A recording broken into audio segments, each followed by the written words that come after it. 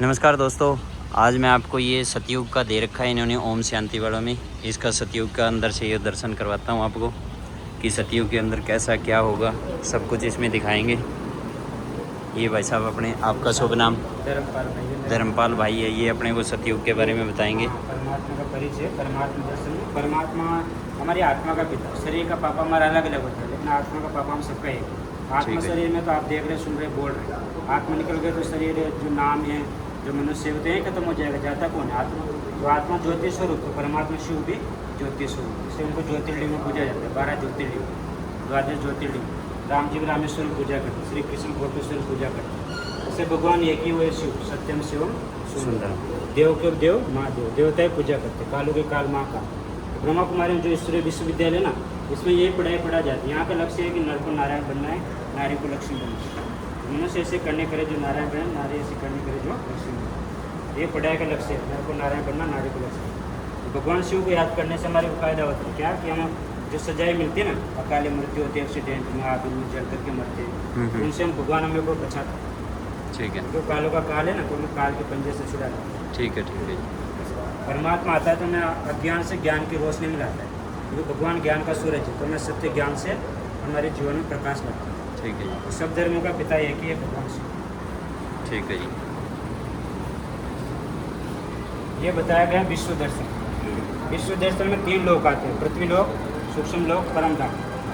तो जो हमारा आत्मा का घर है ना, वो परम धाम है। ठीक है जी। शरीर का घर तो हम जानते हैं, लेकिन आत्मा का घर कौन सा है? परम धाम। कितने ऊपर से है तो ऊपर जाना। तो हमारा असली घर है परम धाम। यहाँ से आत्मा ज्योति स्वरूप में आती है, माँ के घर में शरीर मिलता है। तो शरीर में आत्मा रहेगी ना, तो शरीर बढ़ता जाता है, बूढ़ा होकर एक दिन मृत्यु हो जाती है। ऐसे सृष्टि पर 4 युग चलता है। तो हमारा जो जन्म हुआ था ना परम धाम से यहाँ सृष्टि पर, तब ये दुनिया स्वर्ग कहलाती थी। तब इसमें सत्युग था, फिर त्रेता था। ये सत्युग त्रेता स्वर्ग कहलाता। इस समय सत्युग में श्री कृष्ण का राज्य, त्रेता में राम जी का राज्य, फिर द्वापर आया, फिर अभी कलयुग आ गया। द्वापर से दूसरे धर्म आते, इससे जनसंख्या बढ़ती जाती। फिर कलयुग आ गया। और ये कांटा है ना, ये इधर आने वाला है सत्युग। फिर कलयुग का अंत होकर महाविनाश होगा, फिर सत्युग स्टार्ट होगा। इसका समय बहुत ही नज़दीक है। भगवान ने कहा है कि 10 साल और ज्ञान सुनाऊंगा, फिर महाविनाश होगा, सत्युग स्टार्ट होगा। भगवान शिव निराकार है, सारी दुनिया मनुष्य हैं, तो भगवान मनुष्य के अंदर ही आकर के पढ़ाई पढ़ा रहा है। इनका नाम पहले दादा देवराज था, बाद में भगवान ने नाम दिया ब्रह्मा। ब्रह्मा द्वारा भगवान ने सृष्टि बनाई। जब भी भगवान का ज्ञान सुनते ना, तो ब्राह्मण कहलाते हैं। तो ब्रह्मा भी विष्णु बनता है, श्री कृष्ण हम भी देवी देवता बनते हैं। क्योंकि हमारा असली धर्म कौन सा है? आदि सनातन देवी देवता कहते हैं मंदिर, सनातन धर्म कृष्ण। हिंदू धर्म तो क्या है, सिंधु नदी बहती थी ना पाकिस्तान में, तो अंग्रेजों ने सिंधुस्तान कहा, फिर हिंदुस्तान हो गया, फिर हिंदू हो गया। हमारा धर्म तो आदि सनातन धर्म। भगवान कहते हैं कि जो सृष्टि इस तरह से बढ़ती है, पहले ऐसे ज्ञान सुना के सत्य त्रेता तना होता है, फिर द्वापर से दूसरे धर्म आते हैं, तो जाने का काम करें। फिर अंत आ जाता ना, फिर अमेरिका, यूरोप, एशिया या आपस में एटॉमिक बम, परमाणु बम, मिसाइल से अंत करते हैं। वो समय आ चुका है, नज़दीक आत्मदर्शन में स्वयं करें। तदर्शन रियलाइजेशन, आत्मनिर्भूति को, ये भी कौन? आत्मा, शरीर नहीं है। तो शरीर में आत्मा है, तो आप जिंदा है, देख रहे हो, सुन रहे हो, बोल रहे हो। और आत्मा निकल जाएगी तो शरीर बोलेगा। तो इस शरीर में क्या अंतर? इसमें आत्मा है, उसमें आत्मा नहीं। तो आत्मा जाती कहाँ है? शरीर को तो जला देते हैं, आत्मा पहले निकल करके अपने शरीर में चली जाती है। भगवान ने एक ज्ञान बताया, है ना, रहस्य बताया कि आत्मा जो शरीर छोड़ती है ना, फिर से मनुष्य बढ़ती है। कभी जानवर नहीं बनती। मनुष्य बनेगा, लड़का लड़की बन सकता है, लेकिन जानवर नहीं बनता। इस प्रकार आम से आम ही आएगा, गन्ना या मिर्च नहीं आ सकती। मनुष्य बनता है, जानवर हो गया बेला नहीं बनता। ये शरीर हमारी गाड़ी है, ड्राइवर आत्मा है, तो हम शरीर के मालिक हैं। हमें मालिक बन करके आंखों से अच्छा देखना है, अच्छा बोलना, अच्छा सुनना, अच्छा करना। ये 5 कर्मेंद्रियाँ हमारे ऑर्डर में रहनी चाहिए। ये मन है, मन से मैं पॉजिटिव सोचना, नेगेटिव नहीं सोचना। पॉजिटिव नेगेटिव मन में आता है, पॉजिटिव डिसीजन लेते हैं, तो उस अनुसार हमारे संस्कार बनते हैं, तो उसी अनुसार हमारा पुनर्जन्म। जो शरीर पिंजड़ा है, आत्मा पंछी है, तो आत्मा निकल गई तो शरीर पिंजड़ा कोई काम का नहीं है। उसको कहीं भी कोई जला देते हैं, कोई जमीन में दफना देते हैं। हम कर्म करते हैं, जैसा कर्म करेंगे वैसा फल। कोई अच्छा कर्म करते ना, तो अमीर घर में राजा रानी को 5 जन्म देते, तो पहले वो सदी है ना। लेकिन जो बुरे कर्म करते हैं ना, वो भी मनुष्य बनेंगे, लेकिन कैसे बनेंगे, है ना। अभी बुरा कर्म किया, किसी को जेल में डाल देते पकड़ कर, किसी को फांसी भी दे देते। लेकिन जिनका ये नहीं होता, उनका पुनर्जन्म वक्त कैसा होगा?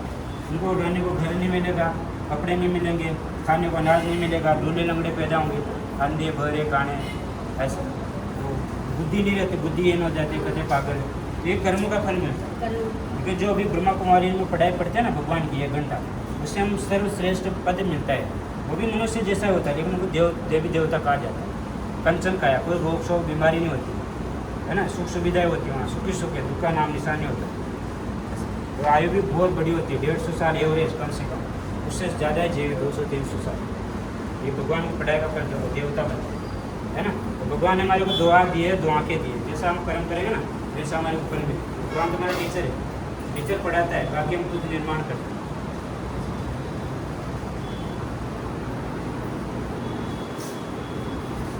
ये विश्व एकता के बारे में हम सब नारा लगाते हैं ना, विश्व एकता बनाए रखने के लिए, हिंदू मुस्लिम सिख ईसाई आपस में सब भाई भाई है ना। तो हम सब भाई भाई है, ब्रदर है, फादर नहीं है। फादर तो हमारा एक ही है, भगवान शिव।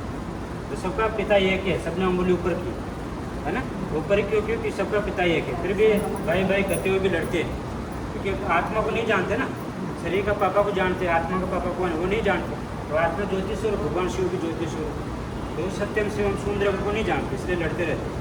देखो इसको ना टीचर पढ़ा रहा है तो बच्चे आपस में लड़ रहे हैं, क्योंकि टीचर सबके साथ एक समान व्यवहार करते हैं, पोशाक भी एक जैसे होती है। तो बच्चे लड़ रहे तो उनको दिखाने के लिए लेके आते, देखो ब्लड बैंक चले, क्योंकि यहाँ सबका ब्लड है एक जैसा ही है, कोई भेदभाव नहीं है। जन्म के समय शरीर मिलता है तो सबको एक जैसा मिलता है, कोई वहाँ फर्क नहीं होता। भाई कोई क्रॉस पहन कर दाढ़ी पगड़ी बढ़ा करके आ रहा हूँ, धर्म लेके आ रहा हूँ साथ में, ऐसा नहीं है। वे हम बाद में कपड़े पहना के दाढ़ी पगड़ी से धर्म बना देते है ना। ऐसे प्रकृति भेदभाव नहीं करती, सूरज है, चांद है, या पेड़ है, पानी है, ऑक्सीजन है, सबको मिलता है, भेदभाव नहीं होता। यहाँ ब्रह्मा कुमारी संस्था में भेदभाव नहीं सिखाया जाता, यहाँ सबको कहा जाता है सब हमारा पूरा विश्व परिवार है, हम सब भगवान के बच्चे भाई बहन, इससे हमें प्यार से रहना चाहिए। भगवान आते तो हमें गीता ज्ञान सुनाता है, रियल में जो गीता ज्ञान है ना भगवान शिव भी सुना रहा है, क्योंकि महाभारत अभी होने वाला है। तो जो भगवान का ज्ञान सुन रहे हैं ना वो सब पांडव है, जो भगवान का ज्ञान नहीं सुन रहे वो कौरव है। वो कौरव का नाश होगा, पांडव की विजय होगा, आसुरी संप्रदाय का खत्म होगा, देवी संप्रदाय की स्थापना होगी।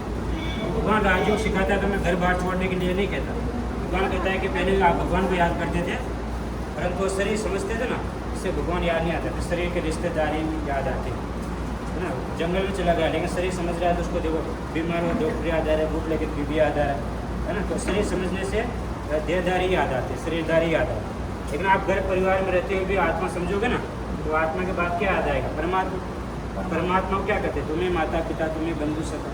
तो भगवान हमारा माँ भी है, पिता भी है, दोस्त भी है, भाई भी है, वो टीचरों का टीचर है, गुरुओं का गुरु है, पतियों का पति है, वो हमारा बच्चा ही बन जाता है, साजन बन जाता है।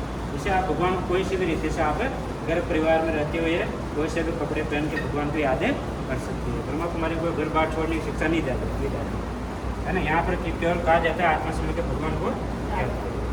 तो हमें कोई भी समय से भगवान को याद करना है। भगवान को याद करेंगे तो क्या होगा? भगवान भी फिर हमें याद करता है। जब हम याद करेंगे तो भी भगवान याद करेगा ना।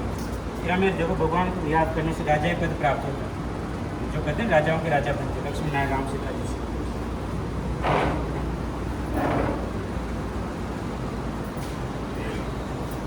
इसमें बताया गया जैसा आहार जैसा विचार। हम जैसा भोजन खाते हैं ना उसी अनुसार हमारे विचार चलते है ना। तो हमें भोजन कैसा खाना चाहिए? भगवान ने बताया कि हमारे पूर्वज है ना, वो लक्ष्मी नारायण है, राधे कृष्ण जी है, सीताराम है, उनके जैसा हमें भोजन खाना चाहिए। वो शुद्ध शाकाहारी भोजन खाते हैं तो ऐसा ही खाना चाहिए। ये दारू मांस अंडे ये नहीं खाना चाहिए, ये तामसिक भोजन है ना। ये देवी देवता नहीं खाते, उनको भोग भी नहीं दिखाया जाता है ना। जब कोई मनुष्य की देह हो जाती है ना तो उसको शमशान घर में लेके जाते हैं जलाने के लिए, और आकर के स्नान करते हैं।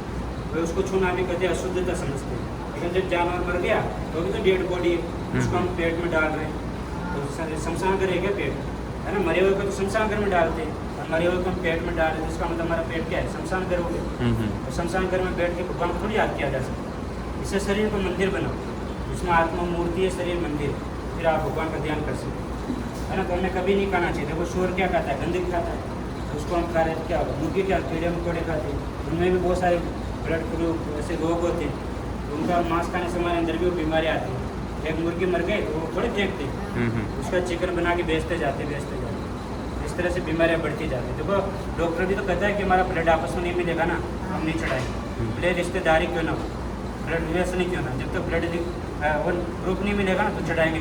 जानवर का ब्लड ग्रुप वैसे अलग होता है, हम कैसे खा सकते हैं? हमें नहीं खाना चाहिए, है ना। इससे जो कलयुग में इतनी बीमारियाँ हो रही हैं इसीलिए हो रही है। तो जो सत्यों के ऊपर है ना, फिर त्रेता आया, फिर द्वापर आया। यहाँ पर निरोगी थे सब, और यहाँ पर जो सब रोगी हो रोगी कलयुग में। तो इसी कारण से हो। तो मैं मतलब भोजन की शुद्धि रखूँ। तो भगवान आते तो हमारे लिए विद्यालय भी खोलता है, क्योंकि भगवान तो टीचरों का टीचर है ना, शिक्षकों का परम शिक्षक है। तो भगवान ने हमारे लिए विद्यालय खोला है। कौन सा विद्यालय खोला है? प्रजापिता ब्रह्मा कुमारी ईश्वरीय विश्वविद्यालय। विश्वविद्यालय इसमें पूरा विश्व पढ़ता है। अभी 140 देशों के लोग पढ़ते हैं इसमें। तो इसमें सब पढ़ते हैं। इसमें कोई मतलब ये की लिमिटेड नहीं है। इसमें देखो बूढ़े भी पढ़ते हैं, तो जवान भी पढ़ते हैं, बच्चे भी पढ़ते हैं, स्त्री पुरुष सब पढ़ते हैं, है ना। तो भगवान आत्मा को पढ़ाता है, शरीर को नहीं देखता। तो जो भी समझ सकता है ना भगवान को ज्ञान, वो सब पढ़ सकते हैं। इसमें जो भी पढ़ेगा ना वो मनुष्य से जैसे देवी देवता बनेंगे, है ना। जो हमारा मूल धर्म था ना आदि सनातन देवी देवता धर्म, तो वो सब हम बनने वाले, है ना। ऐसे बनते हैं, मनुष्य से देवता में बनते हैं, भगवान नहीं बनते लेकिन देवता बनते हैं। 33 करोड़ देवी देवता। तो ब्रह्मा कुमारी ईश्वरीय विश्वविद्यालय भी है, और ये हमारी फैमिली भी है। इसलिए हम सभी इसमें तन मन धन से सेवा करते हैं।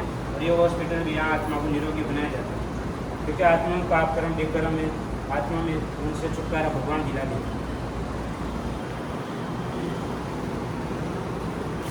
ये देव दर्शन है कि देवता कैसे बना जाता है। देखो डॉक्टर की पढ़ाई पढ़ोगे तो डॉक्टर बनोगे, वकील की पढ़ाई से वकील, है ना, आर्मी की पढ़ाई से आर्मी मैन बनोगे। लेकिन जो भगवान की पढ़ाई पढ़ेगा ना वो ऐसे बनेंगे देवी देवता। तो यहाँ भगवान गारंटी भी देता है। दुनिया में कोई भी मनुष्य पढ़ेगा तो गारंटी नहीं देता, है ना। कोई पढ़ते पढ़ते मर जाता, कोई नौकरी लगने के बाद मर जाता। तो यहाँ भगवान गारंटी देता है 21 जन्म तक आप देवी देवता बनोगे, लेकिन कलयुग तक भी आप सुखी रहोगे।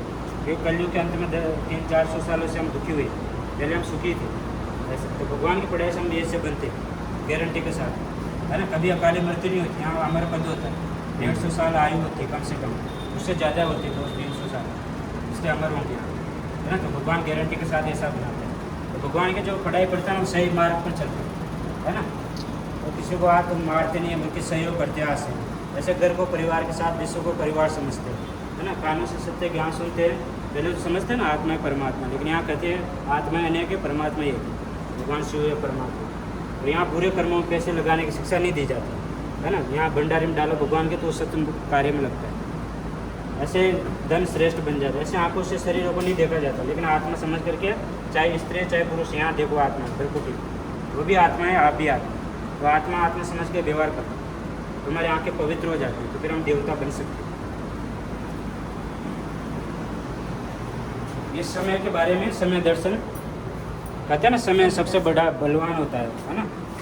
तो जो समय बीत गया तो फिर वो पछताना पड़ता है। हर कार्य समय पर ही करना होता है ना।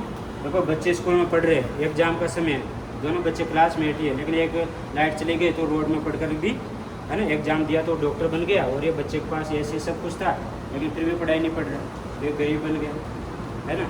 अब पछताने से क्या होगा? उम्र बीत गई, समय बीत गया। तो समय का अनुसार कर्म करता तो वो भी श्रेष्ठ बन जाता है ना। तो समय के अनुसार हमें कार्य करना चाहिए। तो अभी समय कौन सा चल रहा है? कलयुग का अंत।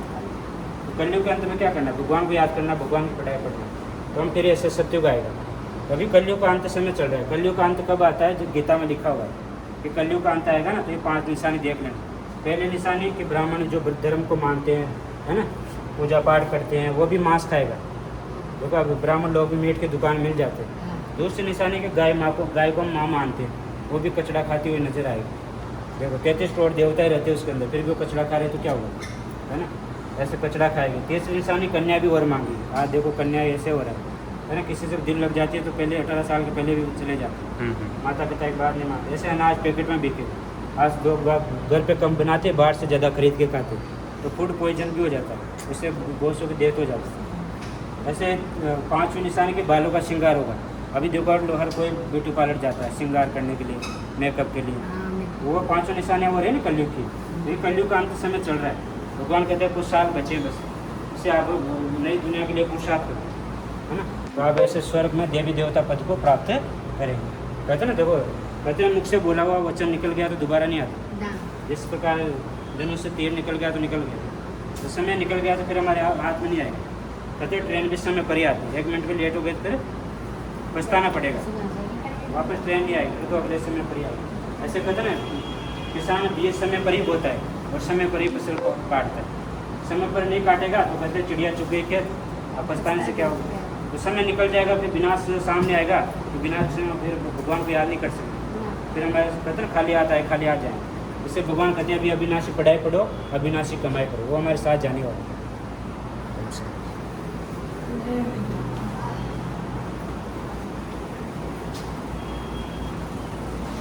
ये हमारा भारत देश है प्राचीन, ये हमारा भारत देश है, प्राचीन भारत देश। जब हम सभी ऐसे थे, जब हमारा भारत देश में सत्ययुग स्टार्ट हुआ था ना, तब देवी देवताओं का राज्य था। ये था राजा रानी तथा प्रजा, सब डबल ताजदारी थे, सोने चांदी के महल थे, सोने के गहने, है ना, सब सुविधाएं थी, सुखी सुख था, दुख का नाम निशान ही था। कि दूध की नदियाँ बहती थी, शेर गाय एक साथ पानी पीती, कहते ना भारत सोने की चिड़िया था। तो हम सभी ऐसे थे सत्ययुग में। तो भगवान फिर से कह रहे हैं तुम्हें ऐसा बनना है, देवी देवता 33 करोड़। इस सत्ययुग में हर बालक कृष्ण जैसा होगा, हर बाला राधे जैसी, सोने की द्वारिका होगी, जानवर पशु पंछी एकदम सुतो प्रधान हो, अच्छी मतलब वो भी बेस्ट बन जाएगी। इस सत्ययुग में पढ़ाई के बारे में कि वहाँ जो पढ़ाई होती है ना, बहुत इंटरटेनमेंट जैसी पढ़ाई होती है। जैसे ड्राइंग सब्जेक्ट होता है, डांस, संगीत कला, राज विद्या, गायन कला, ऐसी पढ़ाई के द्वारा वहाँ कलाओं के द्वारा पढ़ाई होती है, जो खुशी से बच्चे पढ़ते हैं। वहाँ पर साधन भी होते हैं, पुष्पक विमान होते हैं, लेकिन वहाँ कभी एक्सीडेंट नहीं होता। 5 साल का बच्चा भी चलाता है, वो सोलर एनर्जी से चलता है। सत्ययुग में 56 प्रकार के भोजन होते हैं, ज़्यादातर फल फ्रूट खाते हैं, नेचुरल चीज़ें, है ना, वहाँ नेचुरल चीज़ें खाते हैं। वहाँ पर रास करते हैं, मतलब झूला झूलते हैं, अतीन्द्रिय सुख होता है, आनंदित होते हैं हमेशा। सत्ययुग में विश्व वसुधा एक परिवार होगा, वसुदेव कुटुंबकम, विश्व एक परिवार होगा। तो शेर गाय भी एक साथ पानी पिएगी, है ना, इससे सब रास करते हैं। वहाँ एक धर्म होगा और एक ही लैंग्वेज होगा, इससे भेदभाव होगा ही नहीं होगा। द्वापर से अनेक लैंग्वेज, अनेक देश हो गए ना, इसलिए भेदभाव शुरू हुआ। सत्ययुग में दिखाया गया कि वहाँ शादी जो स्वयंवर होता है ना, वो बहुत बड़ी एज में होता है, 35 वर्ष की आयु में होता है। वहाँ स्वयंवर होने के बाद नाम परिवर्तन होता है सबका। जैसे राधे से लक्ष्मी हो जाएगा, श्री कृष्ण से श्री नारायण, तो राधे कृष्ण जैसे नाम हो जाता है लक्ष्मी नारायण। जो 4 भुजा जी के हम मंदिर में पूजा करते हैं, 4 भुजा जी काटते हैं कि 2 भुजा लक्ष्मी की है, 2 भुजा नारायण की। तो लक्ष्मी नारायण को साथ में पूजा जाता है, इसे वो है ना नारायण या विष्णु कहा जाता है। 2 भुजा लक्ष्मी की, 2 भुजा नारायण। और जो अलंकार है ना, ये हमारे अलंकार है। अगर हम ये अलंकार धारण करेंगे ना, तो हम भी ये देवता बन सकते हैं। जैसे हमें घर गृहस्थी में रहते हुए कमल समान रहना, कमल कीचड़ में रहता है लेकिन उपराम रहता है। ऐसे संत मन आप भी भगवान का सत्य ज्ञान सुनो, औरों को भी भगवान का परिचय दो, क्योंकि वो आत्मा का पिता को नहीं जानते। अगर वो भगवान को जान गए तो उनको अविनाशी प्राप्ति हो जाएगी, माला माल हो जाएंगे, विश्व के मालिक बन जाएंगे। ऐसे स्वयं का दर्शन करो कि मैं सत्ययुग में, त्रेता में, द्वापर में कर लूँ। इसका मतलब स्वदर्शन चक्र घुमाओ। गधा में ना वो देवता किसी की इंसान नहीं करते, लेकिन वो गधा में ना ज्ञान योग, इससे हमारे को पावर आती है, तो पावर से हम बुराई पर विजय पा सकते हैं। ओम सर, थैंक यू सर। तो आपने इसका सभी को देखा, इनसे मिलके बहुत अच्छा लगा। इन्हें अपने को सब कुछ सिखाया है, सब कुछ जो सत्ययुग में क्या होगा वो चीज़ बताई है। Sir thank you. आते रहेगा। ओम शांति।